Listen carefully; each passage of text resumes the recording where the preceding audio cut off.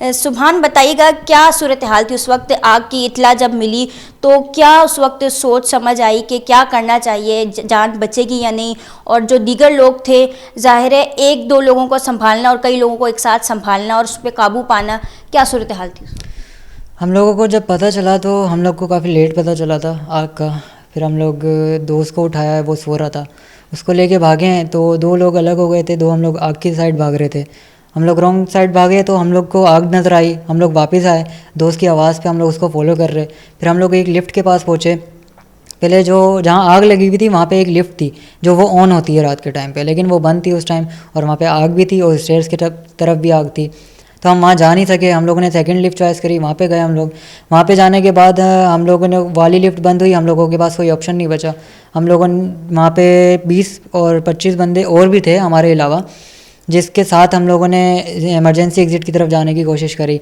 वहाँ हम नहीं जा पाए। धुआं इतना सारा था कि आपको सामने वाला बंदा भी ना दिखे कि वो क्या कर रहा है, या वॉल ना दिखे कि कितनी दूरी पर है। और उसके अलावा फिर हम लोग वापस ऑफिस में आए। ऑफिस के आने के बाद हम लोगों ने एक दूसरे को संभाला, 7 से 8 बंदे गेट पे संभाले, धुआं अंदर ना आए, कपड़ा दिया, कपड़ा लगा के खड़े हुए। उसके बाद एक बंदा बेहोश हुआ, उसको संभाला हम लोगों ने काफ़ी। संभालने के बाद एक दूसरे को मदद करते हुए चलते रहे, दुआएं पढ़ते रहे हम लोग। बाबा को कॉल करी, बाबा ने बोला मैं आधे घंटे के अंदर अंदर आ जाऊँगा। तो हम लोग के पास वेट करने के अलावा और कोई ऑप्शन था नहीं। हम लोग एक दूसरे को कॉलें कर ही रहे थे सारे, कोई अपने फैमिली को कर रहा है, कोई रेस्क्यू टीम, कोई मैनेजर को कर रहा है। तो इसके अलावा कोई ऑप्शन नहीं था। हम लोग वेट करते रहे, एक दूसरे की मदद करते रहे जितनी हुई। अच्छा सुभान, ये बताएं कैफियत क्या थी उस वक्त जब सारे दरवाजे बंद नज़र आए, सीढ़ियों पे आग लगी हुई है, लिफ्ट भी बंद है, राब्ता भी नहीं हो पा रहा, तो क्या उस वक्त कैफियत थी आपकी और आपके दूसरे दोस्तों? कैफियत तो कुछ नहीं थी, हमारे पास सफ़र करने के अलावा और कोई ऑप्शन था नहीं। हम लोगों ने तो कलमे पढ़ने शुरू कर दिए थे, उसके अलावा हमारे पास और कोई ऑप्शन नहीं था वेट करने के अलावा।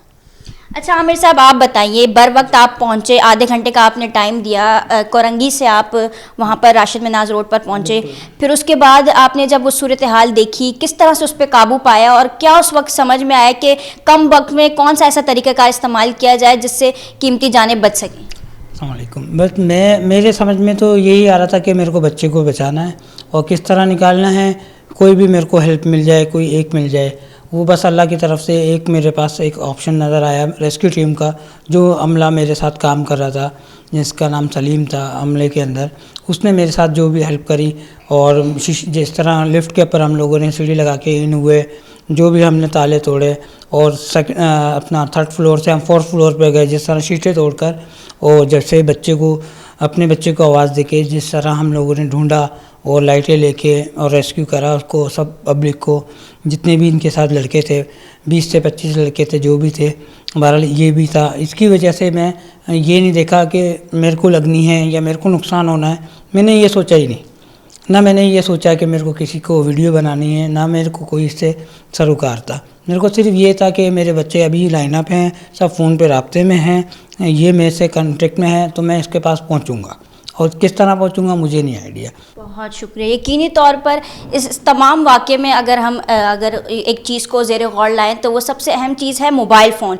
मोबाइल फ़ोन एक ऐसी चीज़ जिसको हम जो है वो गलत, जिसका इस्तेमाल दौर जदीद में करते आ रहे हैं, लेकिन ये वही मोबाइल फ़ोन था जिसके ज़रिए जो है सुभान ने अपने वालिद को फ़ोन किया, उनके वालिद उन तक पहुँचे, और ये 15 से 20 मिनट जो उस फ्लोर तक पहुँचने और सुभान तक पहुँचने में जो दरकार थे, उसमें जो सबसे अहम किरदार रहा मोबाइल का रहा। उसके साथ साथ सुभान के वालिद आमिर की जो एक सलाहियतें हैं, जो उन्होंने अपने बर वक्त अपने दिमाग का जो है वो इस्तेमाल किया और रेस्क्यू टीम के साथ मिलकर न सिर्फ सुभान को और उसके दोस्तों को बल्कि दीगर जो है तकरीबन 20 से 25 लोगों को रेस्क्यू किया और उनकी जान बचाई और उनको फौरी तौर पर इब्तदाई तबी इमदाद के लिए पहुंचाया गया। और ये तमाम वाक़या जो है, इसमें इन्होंने ये भी बताया कि उस वक्त वहाँ पर इखराज का, धुएँ के इखराज का कोई रास्ता मौजूद नहीं था, जिसके सबब जो है वो शदीद दुश्वारी पैदा होती चली जा रही थी। 15 से 20 मिनट सुभान के लिए और उसके साथ दीगर साथियों के लिए मुश्किल से मुश्किल तरीन होते चले जा रहे थे, लेकिन बर वक्त पहुँच कर इनकी जानें बचाई